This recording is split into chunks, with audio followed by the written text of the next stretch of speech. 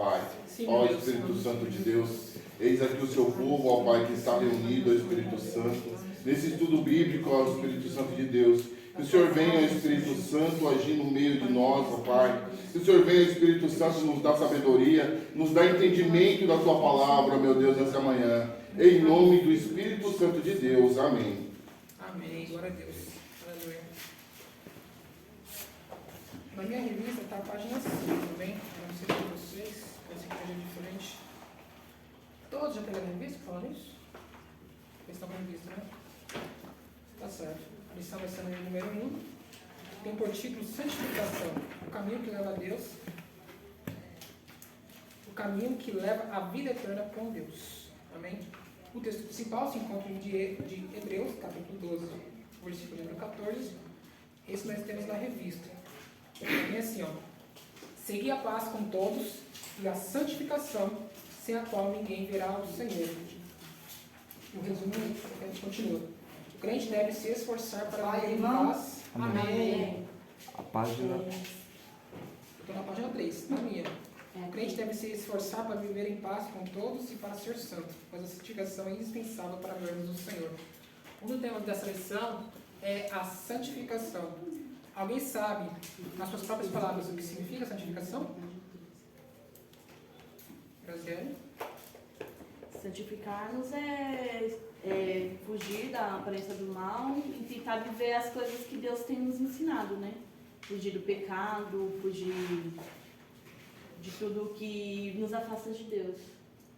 Mais alguém? Quer dizer assim, ó, o dicionário. Significado de santificação é como a Diaconisa Brasileira acabou de falar. É aquele que passa por um processo de separação. E nesse processo ele se abstém de algumas coisas. Nessas coisas que ele se abstém são coisas que muitas vezes são nossos próprios desejos pessoais. Ali para um objetivo maior.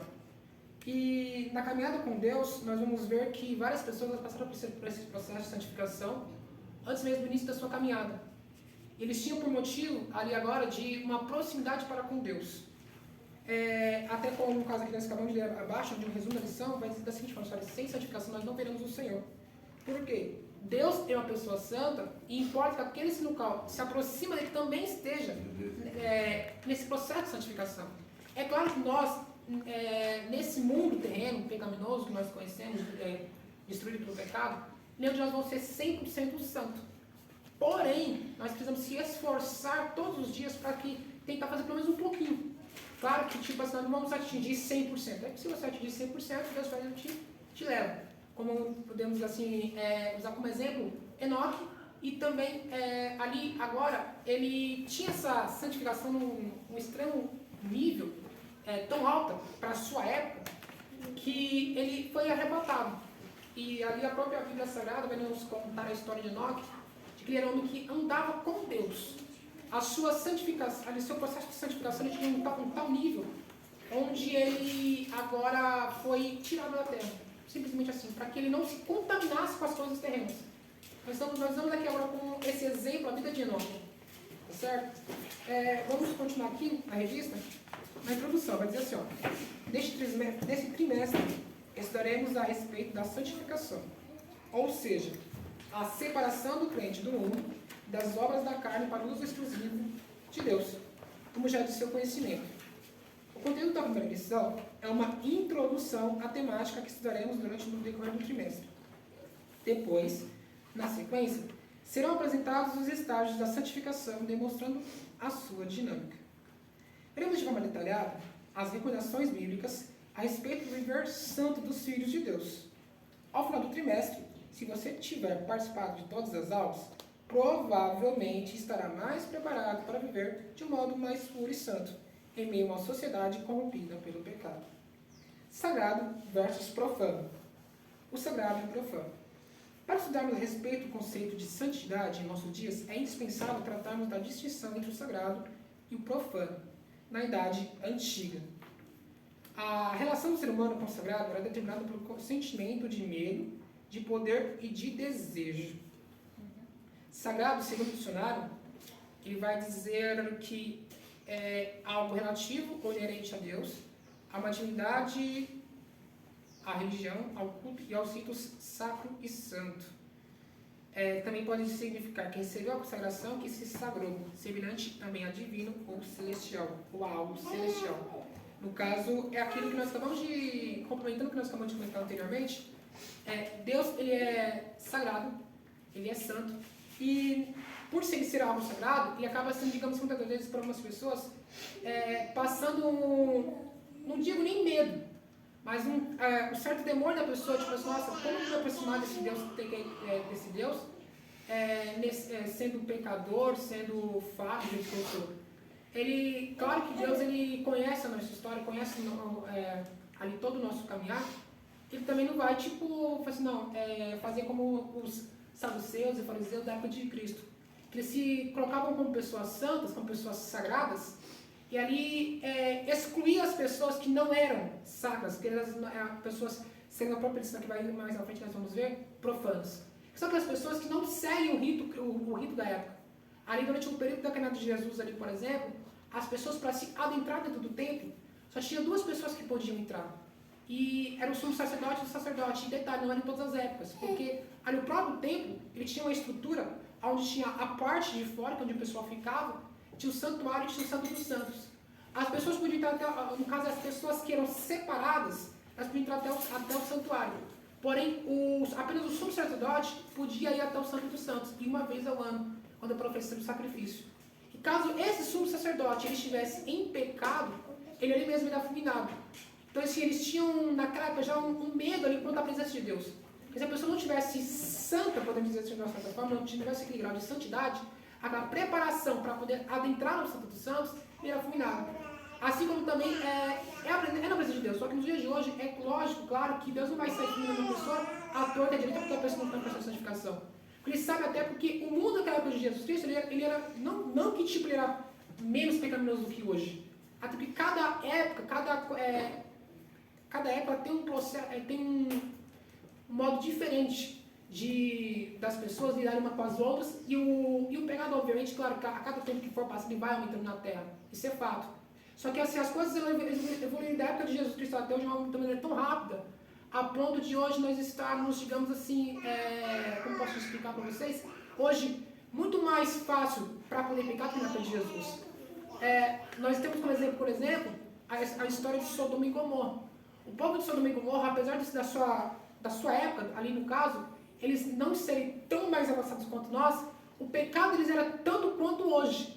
Por isso que eles foram, tipo, praticamente destruídos com fogo naquela época. Porque o pecado deles atingiu o pecado ali, a forma deles serem profanos diante de Deus, atingiu de uma forma tão, assim, pecaminosa, de um grau tão, assim, pecaminoso, não digo, mas ali grande, que o próprio Deus, não, gente, eu tenho que destruir esse povo, porque senão essa maldade, essa maliciosidade que existe no meio desse povo, vai se espalhar por toda a terra, e tipo, eles estão num estágio que tipo, não é para a época deles.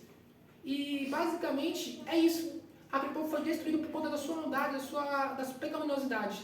E ali o próprio Deus destruiu por quê? Via que daquele povo não tinha como escapar, não tinha mais como libertar aquele povo daquela maldade que tinha no coração deles. Tamanha, ali o aborrecimento de Deus para aquele povo fez com que o próprio Deus destruísse aquele povo.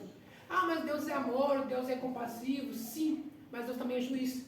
Não é porque Deus é amor que ele também não vai julgar. E ali Deus julgou a causa daquele povo como tipo irreducível e acabou por destruir aquele povo. Nos dias de hoje nós vemos, por exemplo, diversos exemplos, diversas situações onde, segundo a própria Bíblia Sagrada, é um pecado, cara, tipo, abominável. E o povo pratica, por incrível que pareça. O povo não dá mais ouvidos à palavra. Como eu já disse em outras, só que em oportunidades, tipo que há hoje pecados, se nós formos ver na Bíblia Sagrada, não era para nem estar sendo discutido, sendo as leis terrenas. Mas porém, por quê? O povo ele não está dando mais ouvidos à lei de Deus, e está tipo apenas, não, porque a lei da terra permite, eu vou fazer aquilo e aquilo outro. Porque ele faz, opa, mas eles fazem, posso fazer porque assim por diante. E nisso, os próprios cristãos acabam se corrompendo. Claro, porque tipo, a própria palavra de Deus diz assim, que eu tenho que obedecer as leis da terra, que eu tenho que obedecer aos meus livros. Mas, opa, peraí, não é todas as leis. Então, tipo assim, nos dias de hoje, o modo de a gente se aproximar de Deus, às vezes acaba sendo dificultoso. Porque às vezes a pessoa pensa, mas como que eu vou me aproximar de Deus nos dias de hoje? Porque tem tem consagração, tem jejum, tem oração, tem um culto. E isso, nesse processo de gente não se santificar no dia de hoje, acaba muitas vezes atrapalhando no nosso desenrolar do culto, na nossa entrega de adoração a Deus. Porque até na nossa adoração a Deus ali, nós precisamos ter de uma certa forma um caráter santo. Um caráter santo. E esse caráter, ele agora, não que ali é algo, como dizer assim, obrigatório. Não, para me entregar minha adoração a Deus, eu tenho que ser santo. Não, gente. É como eu disse anteriormente. Lógico que nós não vamos atingir um grau de santidade perfeito. Mas nós devemos observar a palavra de Deus dia após dia, para nós tentamos evitarmos. Se nós conseguimos evitar todos os dias ali essa pecaminosidade em nossas vidas, nós manter um caráter em santidade, se esforçando dia após dia, é lógico que Deus vai para ele está se esforçando, ele está fugindo da aparência do mal. Como Jó, por exemplo, o próprio Deus diz, olha, Jó, ele fugiu da aparência do mal, ele fugia do pecado, toda a oportunidade que ele via aqui, aqui eu posso evitar isso aqui, ele evitava. E ali ele estava sempre se sacrificando a Deus, sempre buscando a Deus, sempre pedindo perdão a Deus por ele mesmo e pela sua própria família. A família de Jó ela não se ligava, não se importava com esse quesito de santidade, ou até mesmo de ser, eu preciso me consagrar a Deus. Eles não se ligavam e faziam as coisas ao Deus dará. Até que chegou o dia de que aconteceu o seguinte: por Jó ter fugido da aparência do mal, e ele agora, no caso, ter essa proximidade com Deus, esse esforçar dia após dia, ele foi poupado. E toda a sua casa foi praticamente destruída. Então, o próprio Satanás, quando chega diante de Deus, buscando uma pessoa para poder destruir na face da terra, o próprio Satanás fala assim, gente, não tem como pegar me aproximar dele. Por quê? Ele é uma pessoa que, ele é rodeado de bens, é uma pessoa que está sempre buscando a Deus, é uma pessoa que foge da minha aparência. Como que eu vou, tentar uma pessoa se a pessoa, não dá brecha? Jó ele não dava brecha. Nós olhamos na história de Jó e achamos que Jó era uma pessoa santa. Jó não era uma pessoa santa. Ele estava sujeito aos mesmos pecados que estavam lá na época de Ló, que estão nos dias de hoje também. Claro, cada época com a sua época. E ali agora, Jó, ele foi um exemplo de Deus para com Satanás. Tá vendo? Ele está sempre se esforçando, está sempre buscando, sempre algo mais, sempre está próximo da minha presença. Por isso, muitas das vezes, no dia de hoje, às vezes a pessoa fala assim, mas não é importante estar na casa de Deus. Como não é importante? Como não é algo importante? Porque é uns poucos momentos que você vai ter essa separação, que você vai fugir da aparência do mal. Mas é 1h30, é pouco tempo? É pouco tempo. Mas o culto não começa 7 horas antes, no caso aqui 7h30. Começa bem antes. Começa hoje tem culto. Já começa de manhã. Olha, hoje eu não vou ficar na hora extra no serviço, porque hoje não dá. Hoje não tem culto na minha igreja, eu preciso estar para os meus irmãos. E ali o culto já começa no você pensar no dia de culto, logo pela manhã. E aí você já, nesse dia aqui, eu vou tentar, vou jejuar, vou consagrar, vou ler a Bíblia, vou separar o louvor, vou ensaiar em casa. Eu preciso me esforçar porque a noite para me entregar uma oração a Deus perfeitamente. É basicamente nesses pequenos detalhes. É nos pequenos detalhes que nós se aproximamos de Deus. É no serviço, por exemplo, você se afastar de algumas, por exemplo, comemorações, que ali você vê que não é certo o cristão estar. Todas as coisas me são listas. Vamos usar como exemplo? Mas, exatamente. Mas nem todas as coisas me convêm. Pode me ser lista. É permitido? É permitido. Legal, bacana, mas eu não quero. Eu não quero. É eu que não quero. Mas eu posso ir numa festa da empresa? Lógico que você pode. Mas convém você estar lá? O que vai ter nessa festa dessa empresa? Mas ele tem uma rodinha de pessoas na empresa conversando sobre um determinado assunto, isso, aquilo, outro, mas, você pode estar ali? Lógico que você pode conversar com o pessoal. Também você não é uma estátua, que você tem ouvidos, mas não escuta, tem olhos, mas não vê, tem boca, mas não fala. Também você não vai ser nem careta demais, também é a ponto de ser careta, obviamente. Também isso vai ser motivo de chacota para você. O crente quadrado, o crente careta. Não, gente, nós temos que aproveitar todas as oportunidades. E muitas das vezes, nessa oportunidade, aí você pode, às vezes, até evangelizar. Mas você vai evangelizar, muitas vezes não precisa nem você abrir a Bíblia, o celular, para você, vou ler aqui um capítulo, não, das suas próprias atitudes, seu próprio modo de conviver. Então, às vezes, o Evangelho de Deus ele é envergonhado das atitudes do cristão. Porque, os momentos em que ele está se separando ou fugindo da aparência do mal, o que acontece? Ele vai lá e acaba se ajuntando com o mundo, acaba perdendo a oportunidade de mostrar que Deus é diferente. Basicamente isso. Tá certo? Então, e usando agora mais uma vez o exemplo de Jó, ele sempre fazia exatamente isso. Ele sempre fugia. Calma aí. Se não tem como eu ter uma oportunidade de evangelizar esse povo, aqui não vou ficar. É basicamente isso. Entende? Então vamos continuar aqui, Vai dizer assim, sagrado e profano. Para estudarmos a respeito do conceito, né? Ok. Vamos usar essa parte que a gente já leu, né? Para estudarmos a respeito do conceito de santidade em nossos dias, é indispensável tratarmos da distinção entre o sagrado e o profano na Idade Antiga. A relação do ser humano com o sagrado era determinada pelo sentimento de medo, de poder e de desejo. O medo era visto como um sentimento capaz de afastar as pessoas de tudo que fosse profano. O poder era representado por aqueles que detinham algum tipo de liderança religiosa, como eu citei, por exemplo, os fariseus da época de Jesus. O desejo era um conjunto de impulsos em direção à própria vontade, ou seja, os desejos carnais. Na Idade Antiga, o sagrado era visto como tudo aquilo que era relativo à religião, aos cultos e ritos que não deveria ser infringido. Profano era tudo aquilo que não pertencia à religião. A concepção e a vinculação com o sagrado. As sociedades, de um modo geral, têm concepções diferentes a respeito do que é sagrado ou ser consagrado.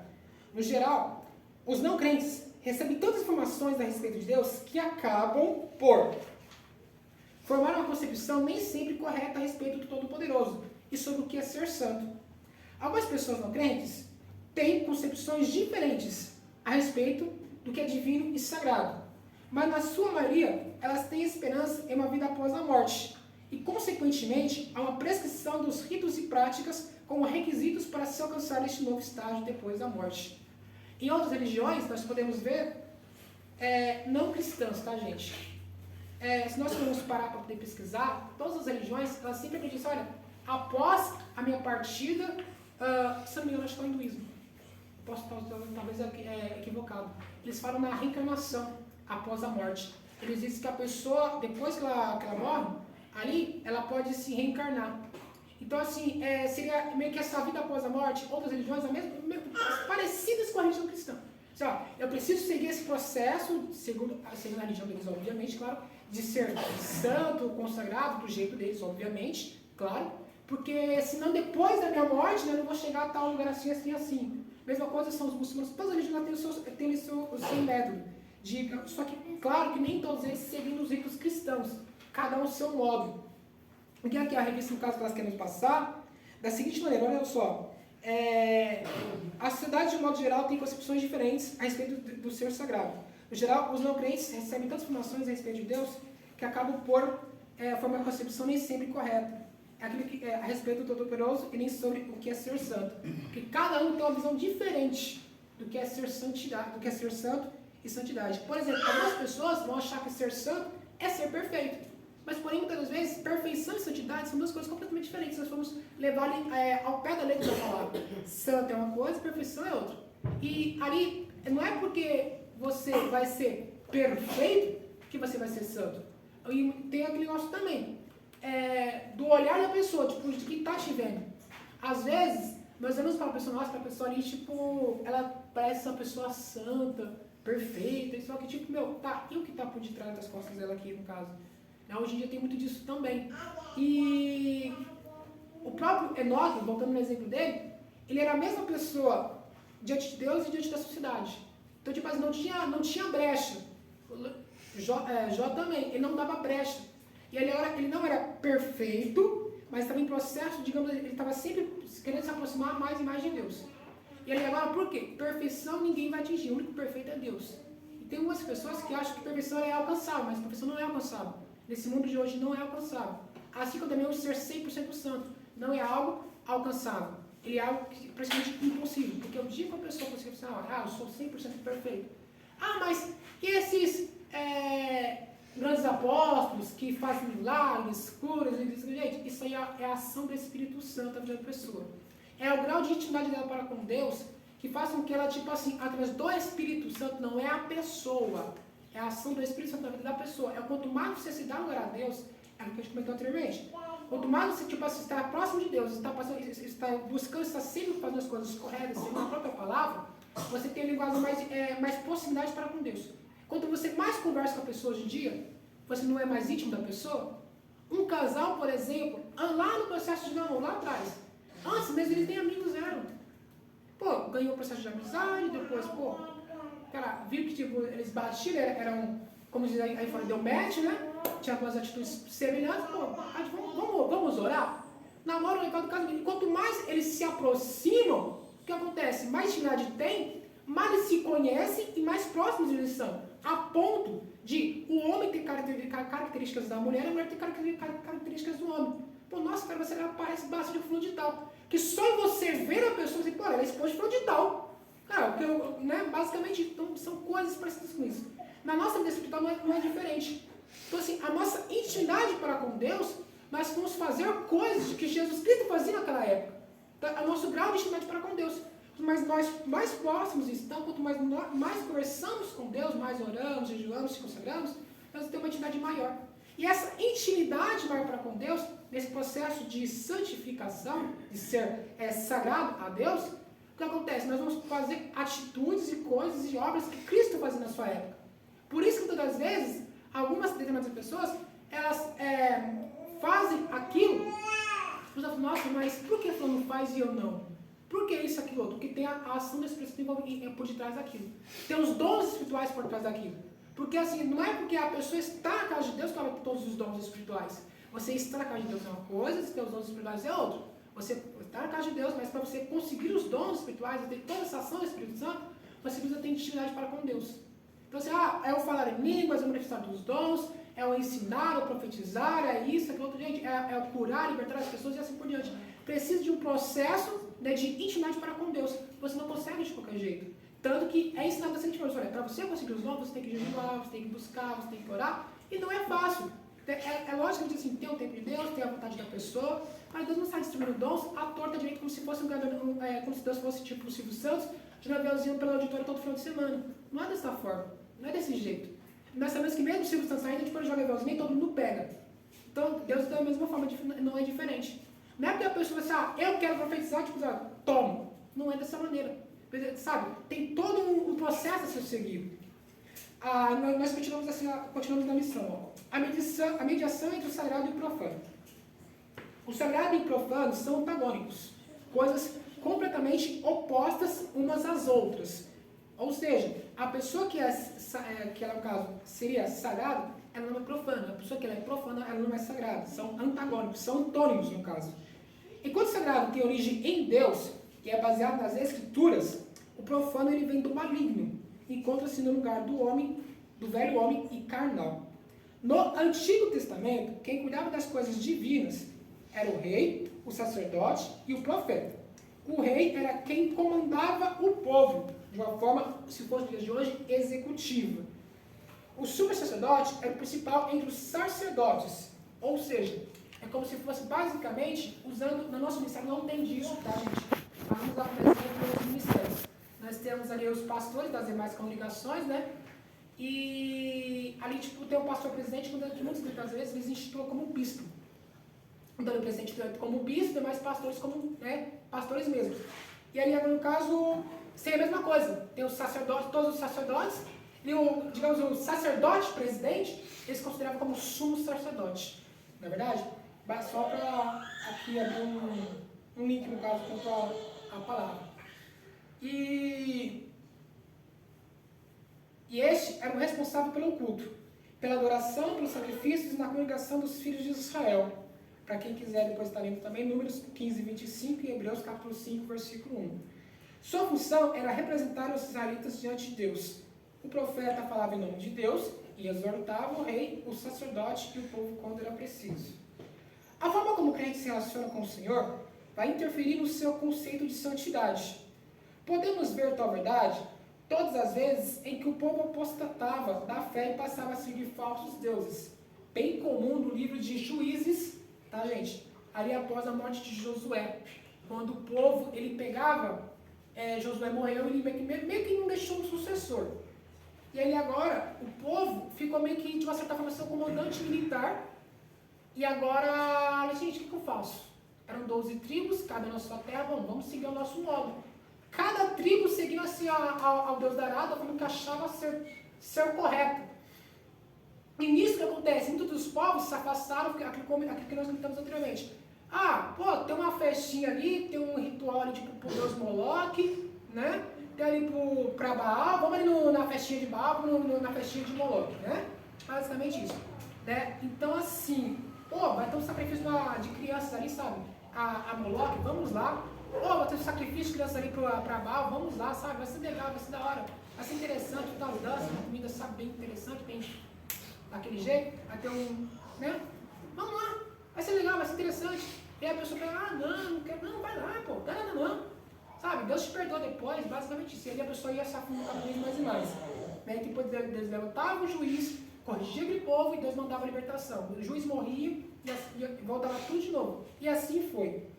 Entre os israelitas, a vida religiosa estava diretamente relacionada a alguns elementos sagrados, como o sábado, o templo, os sacrifícios e os sacerdotes, que eram os mediadores entre Deus e os homens.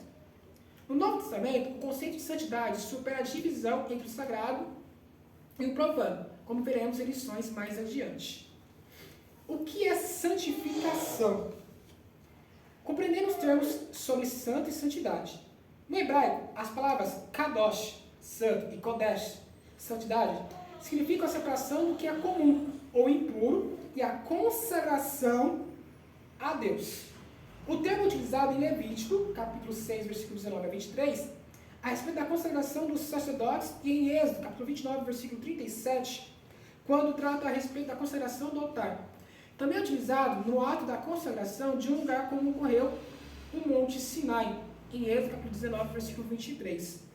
Outra utilização para demonstrar a santidade de Deus que o qualifica para julgar, Outra utilização é para demonstrar a santidade de Deus que o qualifica para julgar pecados.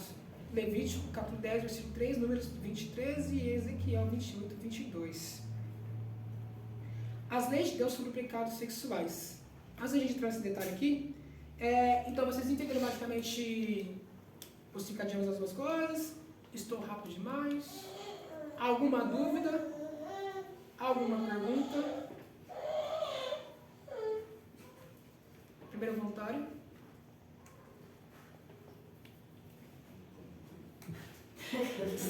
Essa pergunta você. Eu vou passar a provinha já. Ainda por enquanto. Tá certo. Gente, então mas pode perguntar, viu, gente? Pode levantar a mão, tá bom? Se tiver alguma dúvida, que a gente interrompe. Tá? As leis de Deus sobre os pecados sexuais. Deuteronômio 22, 13, 30. Trata a respeito das leis divinas sobre os pecados sexuais. Os israelitas eram o povo de Deus, por isso deveriam evitar tais pecados ao se estabelecer como nação na terra prometida, pois estavam cercados por povos que eram impuros ou profanos. No Novo Testamento, em Colossenses, capítulo 3, versículo 5 a 8, Paulo reconheceu a importância da pureza sexual. Tal pecado tem o poder de destruir pessoas e uma nação, por isso é combatido nas Escrituras Sagradas. Por isso que os católicos apostólicos romanos, para que a pessoa ela se torne, vamos trazer para a nossa realidade, obreiro, obviamente, que eles querendo ou não são obreiros, eles se abstêm da prática sexual. Para você ser padre, por exemplo, você se abstém da prática sexual. Você passa por toda uma escola, uma catequese, uma escola dominical. Nessa escola, uma das coisas que eles exigem é que essa pessoa ela se livre de todas as suas impurezas sexuais. Para você, no caso de se tornar padre, você não pode se correlacionar com mulher alguma. Por quê? Eles têm na sua liturgia, né, na sua ministerial, da seguinte forma, que isso pode atrapalhar a proximidade dele para com Deus. E nisso que acontece? Ele eu não vou me relacionar. Então, assim, a pessoa, quando ela, no caso, ela se relaciona, ou quer se relacionar, ela tem que se abster do seu cargo ministerial. Não, já, infelizmente, eu não vou continuar nesse cargo eclesiástico, porque eu sinto vontade, eu sinto desejo, cara, de me casar, de ter uma família. Ele não pode ter essa família. Tanto que alguns, até mesmo homens da Bíblia Sagrada, eles não tiveram família. Nós podemos ver, por exemplo, e essas pessoas ali, elas se dedicavam 100% à obra. Por quê? Eles tinham para impureza sexual algo que afastaria da parte de Deus. Não que, isso é algo obrigatório. Claro que não, até porque o casamento também foi instituído por Deus. Tá, gente? Lá no livro de Gênesis, quando Deus fez o casamento entre Adão e Eva. Então, assim, nós podemos ver que o objetivo de Deus é sempre formar uma família. Claro, mas porém, é deles, é a forma como eles pensam. Então, se eles pensam dessa forma, quem somos nós para discordar? Ambas as coisas estão certas? Nós vamos ver de um certo lado da palavra de Deus, está certo. Porém, é o modo como eles fazem na religião deles, tá, gente? Estou dizendo apenas como um exemplo para a gente complementar aqui a lição, tá bom? A santificação e a Septuaginta. Na Septuaginta, antiga versão grega do Antigo Testamento, a raiz hebraica que dá origem à palavra santificação é traduzida, na grande maioria das vezes, pelo termo santo. Antes de continuar, alguém já tinha ouvido esse nome? Septuaginta? Já ouvi falar, né? Então, gente, basicamente o que acontece? Antes da Bíblia atual que a gente conhecemos, que nós recebemos hoje, houve várias traduções, tá? A Bíblia Sagrada, ela é uma junção de livros, como nós mesmos bem sabemos, são 66 livros. Claro, lógico, tem os livros apócrifos, que são usados pelos católicos apostólicos romanos, mas, assim, eles foram os apócrifos são livros que foram considerados não inspirados por Deus, por isso que eles não estão na Bíblia que nós utilizamos hoje. E o que acontece? Houve várias reuniões, sabe, anos e séculos atrás, para poder formar a Bíblia que hoje nós conhecemos. E ali, qual que era ali, a principal característica de um livro poder formar a Bíblia que nós conhecemos? Ele precisa ser inspirado por Deus e citado em outros livros. Por exemplo, se um livro ele não fosse citado em parte nenhuma da Bíblia Sagrada, ele não era considerado inspirado por Deus. Por isso que no caso de assim, nós vamos ver que todos os livros da Bíblia eles têm correlação com um ou outro. Os profetas maiores e os profetas menores, eles têm correlações com outros livros da Bíblia. Ali, por exemplo, Esdras, Neemias, Esther, Jó, e assim com primeiro Reis, segundo Reis, primeiro Samuel, segundo Samuel, primeiro livro das Crônicas, segundo livro das Crônicas. E esses livros, eles meio que se complementam um ao outro. Tanto que, tipo assim, nas Bíblias de estudo, nós formos ver, pelo menos a Thompson, ela indica, né, olha, para você compreender o livro de Daniel, você precisa ler Apocalipse. Para você ler Apocalipse, você precisa ler tal livro do profeta menor, mais ou menos isso. Porque eles mostram meio que, tipo assim, uma correlação entre os livros. E essa correlação foi uma obrigatoriedade para que formasse a Bíblia dos dias de hoje. A Bíblia antigamente, ela era rolos, né, tipo papiros, obviamente, e os livros eram separados. E cada rolo, no caso, tipo, tinha ali, era um livro diferente, foi escrito numa época diferente, foi escrito por um autor diferente, logicamente inspirado por Deus, obviamente. Eles estavam separados, tipo, um Maranhão, outro Tocantins, outro Rio Grande do Sul, e assim por diante. Mas, tipo, o Espírito Santo, quando uma pessoa terminava lá no Rio Grande do Sul, a outra continuava lá em Alagoas. Quando a de Alagoas terminava, a outra começava lá no Mato Grosso, e assim por diante. Mas era o próprio Deus já agindo e mostrando, olha, eu sou onisciente, onipresente, eu estou em todos os lugares ao mesmo tempo. Basicamente, Deus provando ali da sua onipotência, do seu poder de que eu estou em todos os lugares ao mesmo tempo. Não é verdade? Então, tipo assim, e agora ali, cada livro também, ele tinha um endereçamento diferente, tinha um povo diferente. Ao mesmo que, um livro vai ser enviado lá para Amador Bueno, outro vai ser enviado lá para Osasco, outro para Cotia, assim por diante. Mas o contexto era basicamente o mesmo. Nós vamos ver na história dos profetas menores, de que Deus separou vários profetas, muitas das vezes tinham épocas contemporâneas que tinham até 3 profetas julgando, tipo, profetas na mesma época, por que pareça. Mas cada um num lugar diferente, cada um fazendo uma função diferente, mas porém a mesma palavra. Parece que tipo, eles estavam tipo, meio que correlacionados, eles estavam meio que íntimos. Por quê? O que unia eles era a ação do Espírito Santo, era a ação de Deus na vida de todos eles. Eles pegaram praticamente as mesmas palavras, só tipo, de formas diferentes, que o povo compreendia e entendia, só que tem direcionado para regiões diferentes. Não é verdade? Então, tipo assim agora. E agora, a Septuaginta, foi, se eu não me engano, agora, se não a primeira, uma das primeiras traduções da Bíblia que juntou todos esses 66 livros ali agora, só que porém no idioma latim, um idioma antes do nosso. A nossa Bíblia Sagrada, ela é, no caso, feita a partir dessa junção desses 66 livros da Septuaginta. Só que na versão Septuaginta, ela tinha também os apócrifos, por isso que Septuaginta, que é, se eu não me engano, 70 pessoas, no caso, que traduziram ela para o latim, das idiomas originais para o latim. E essas pessoas, elas traduzindo a Bíblia, ela ganhou esse nome, Septuaginta, porque eram 70 pessoas que estavam, no caso, traduzindo para o latim e juntando todos esses livros ali, no caso, para poder compor a Bíblia que hoje nós conhecemos. Tá bom? Então, depois vocês podem estar pesquisando também sobre esse tema com mais profundidade. Tá bom? De forma geral, os termos utilizados pelos autores bíblicos para se referirem à santificação têm como objetivo principal enfatizar o sentido de separação das práticas consideradas pecaminosas. Eles também apontam para a ideia de consagração e dedicação ao serviço do reino de Deus, tendo como parâmetro a justiça e a vontade do Senhor. Alguma dúvida? Pulemos. Os 3 estágios da santificação. Santificação posicional ou inicial. Esta etapa da santificação ocorre de forma instantânea.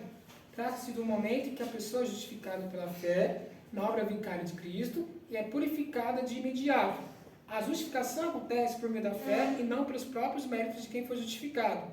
A eficácia da obra expiatória de Cristo na cruz é acreditada na conta da pessoa que creu. Romanos capítulo 4, versículo 1 a 25. A justificação é um ato de Deus, o supremo juiz, que muda o ser humano de réu condenado à perdição eterna para a posição de santo e justo diante dele. Contudo, ela é condicional, ou seja, eficaz enquanto se mantém uma vida em santidade.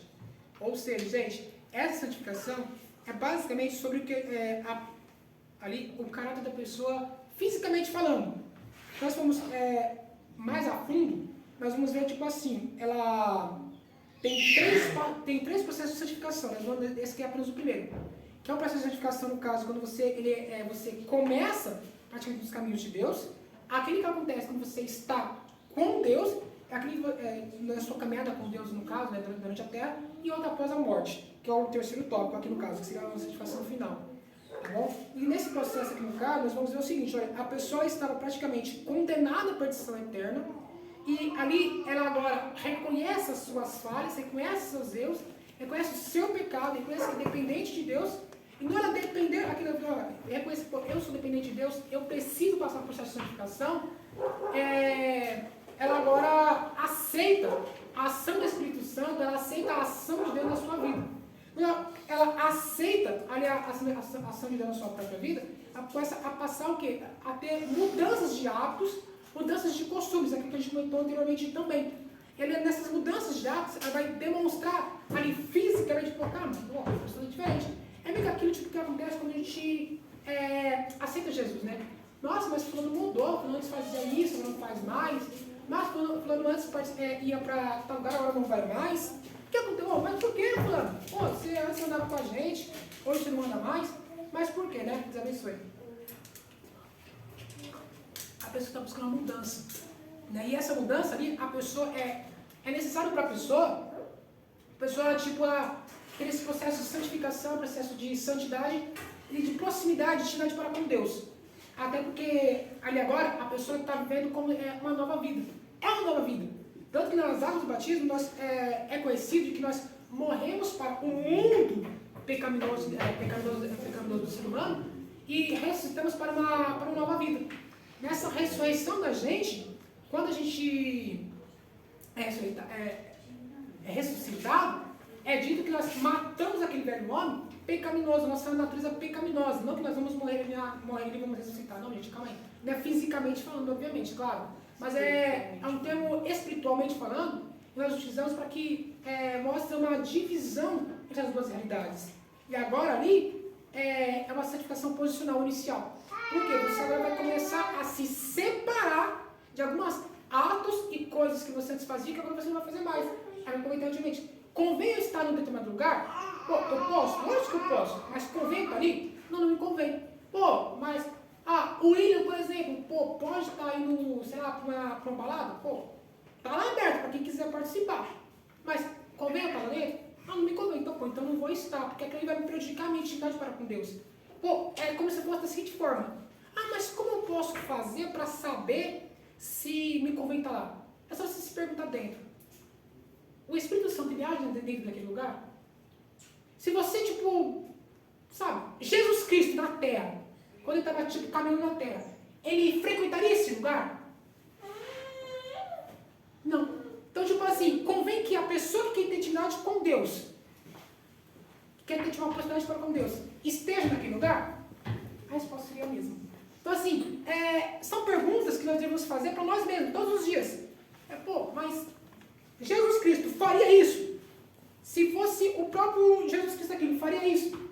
Deus no meu lugar, o que ele faria? Jesus Cristo no meu lugar, o que ele faria? Como que Jesus Cristo agiria? Nós vamos lembrar que Jesus Cristo ele passou cerca de 3 anos aproximadamente na Terra, no seu ministério, mas porém, quando começou o seu ministério, ele tinha 30 anos de idade. Então, ele não veio à Terra com 30 anos. Ele nasceu, cresceu, obviamente, tanto é dito que ele foi encontrado no meio dos doutores, onde a sua sabedoria era tanta quanto dos doutores da lei da época, e uma criança de 12 anos, como a própria palavra vai nos descrever, ela estava dando tipo um banho de conhecimento tipo, em caras que tinha 30 anos, um caso assim, de igreja, ou até mais. Né? Porque, tipo, desde criança ali, o próprio Jesus ele foi separado de uma certa forma, para lá na frente ele fazer a obra de Deus. Né? Ele já tinha um chamado a ser feito. Tanto que quando ele foi responder aos pais dele sobre onde ele estava, ele disse, olha, eu estava fazendo a obra do meu pai, estava fazendo a obra de Deus. Sabe? Eu estava onde eu deveria estar, na presença de Deus. Sabe? É ali que eu tenho que estar. Eu não era muito em nenhum outro lugar. Então, assim, vocês sabiam que eu estaria aqui. Sabe? E sempre que vocês forem me procurar, basta vocês procurar este povo que é ali que eu vou estar. Eu não vou estar em nenhum outro lugar diferente. Porque o que me agrada, o que me faz eu sentir bem, é estar na presença de Deus. É estar diante de Deus. É ser templo do Espírito Santo. É ser a obra de Deus aqui na terra. Basicamente isso. Ali o próprio Cristo estava dizendo da seguinte forma, olha, eu quero estar onde Deus está, e onde Deus está é aqui. É na presença de Deus que eu preciso estar. Então assim, ali agora, usando mais uma vez de novo aquele exemplo. Sabe? Se Cristo estiver naquele lugar, ou ele estaria andando para aquele lugar, pô, eu posso estar ali, basicamente isso. Agora, se não fosse andar para aquele lugar, eu não vou estar. Não que Jesus Cristo fazia acepção de lugares quando ele estava na terra, não era isso. Mas Jesus Cristo, ele dava tipo, como o exemplo principal de pessoa quando se fala em ser santo, ser sagrado e ser como um exemplo de santificação do que é ser santo. Nós vemos aqui no caso agora com Jesus Cristo como praticamente o exemplo principal das nossas vidas. Então assim, se Cristo não fazia algo, nós não devemos fazer ele ponto. É basicamente isso. Então e agora, nessa santificação isso é basicamente isso. É você se posicionar, né, basicamente isso, sobre determinados lugares, determinados que você frequenta, tem que deixar de frequentar, sobre determinadas coisas que você antes fazia, que você não pode mais fazer. Não vamos agora entrar em detalhes, né, porque o tempo é um pouquinho curto, né? Então assim, o que acontece? E agora, porque isso de certa forma vai me atrapalhar a minha comunhão com Deus. O estágio 2 vai dizer assim, ó, santificação contínua e progressiva. A santificação ela é dinâmica. Um processo progressivo e contínuo, ou seja, ele é rotineiro, todos os dias. Ela não é tipo, vou me santificar hoje, só daqui a 7 dias. Não, gente, é todo dia. A santificação contínua e progressiva acontece na vida da pessoa já justificada como algo natural, ou seja, rotineiro. Pois a pessoa, uma vez justificada, recebe uma nova natureza, que a torna alguém que não se acostuma mais com uma vida de pecado.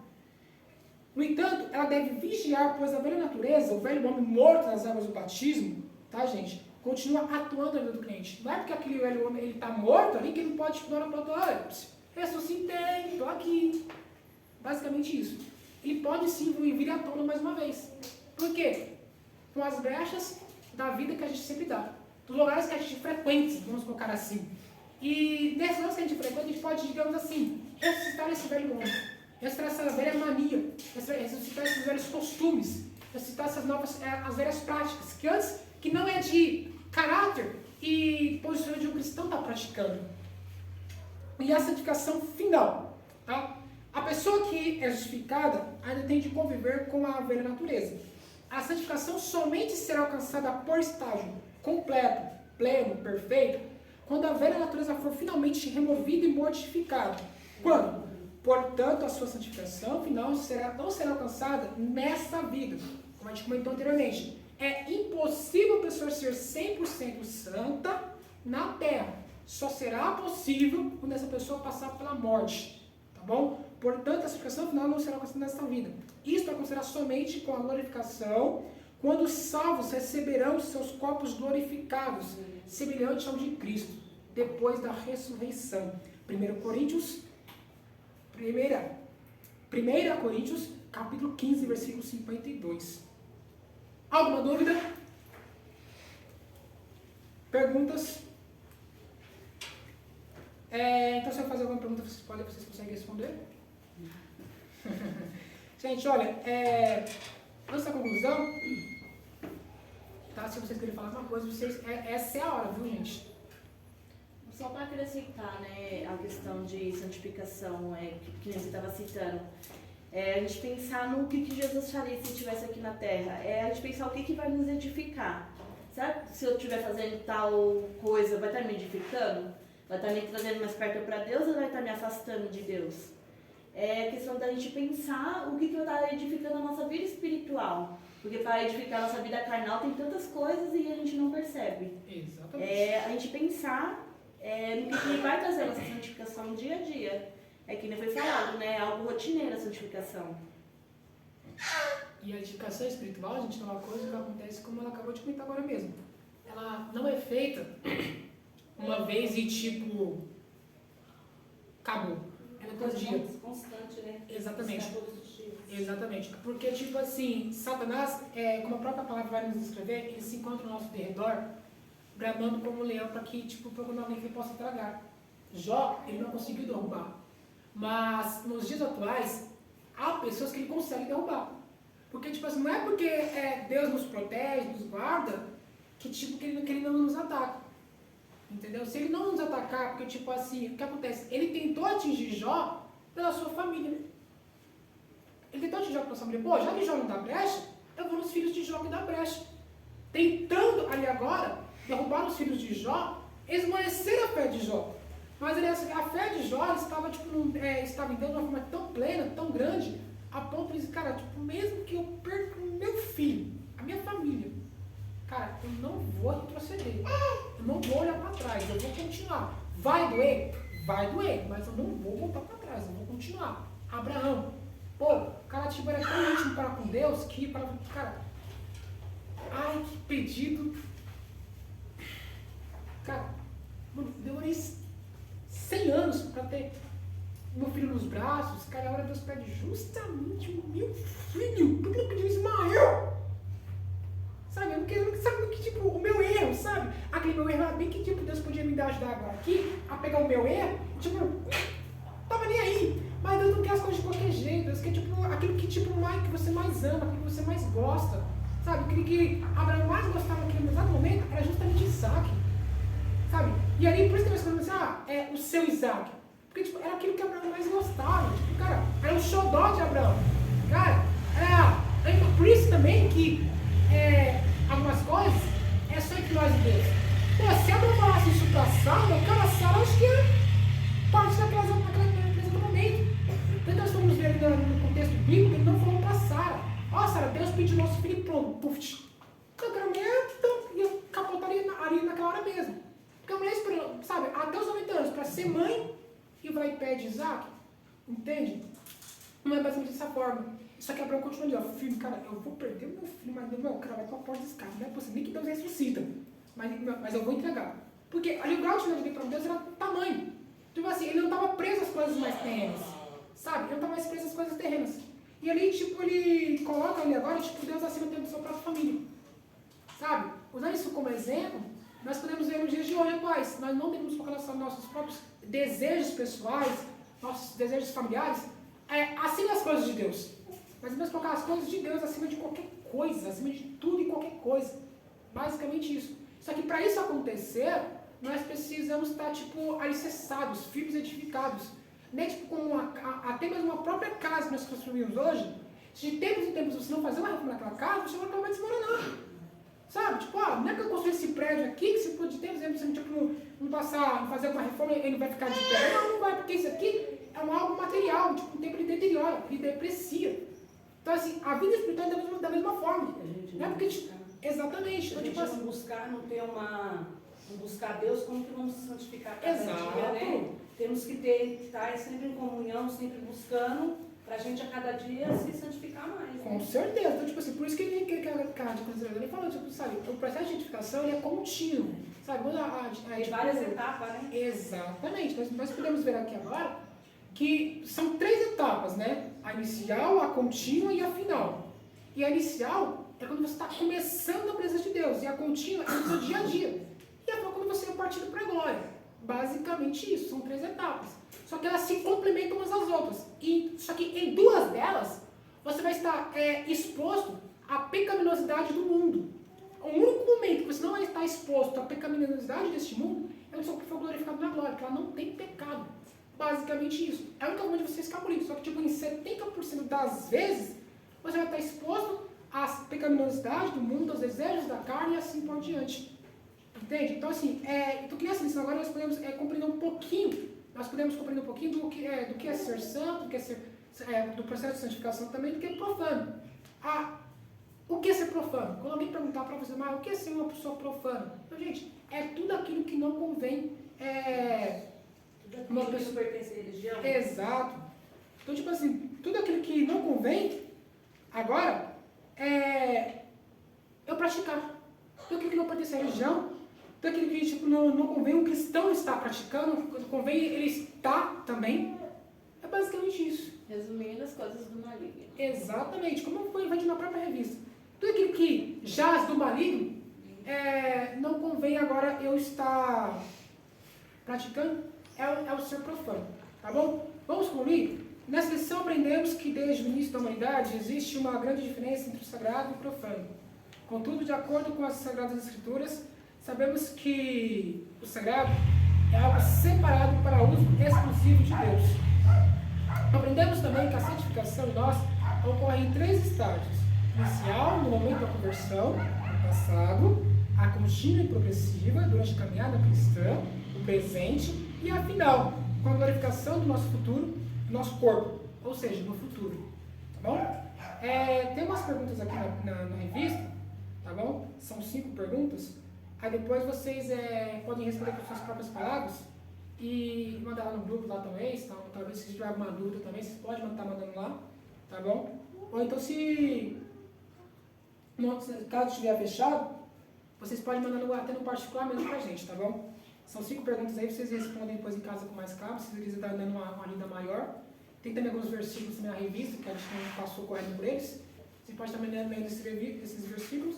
E aí fica para vocês também para a próxima aula, 6 versículos da segunda lição, um por dia, que vocês podem também estar lendo também durante o decorrer da semana, para vocês estarem se preparando para a próxima aula. Tudo bem? As 5 perguntas que estão na revista, mais os 6 versículos da lição número 2. Tá bom? Vamos orar então?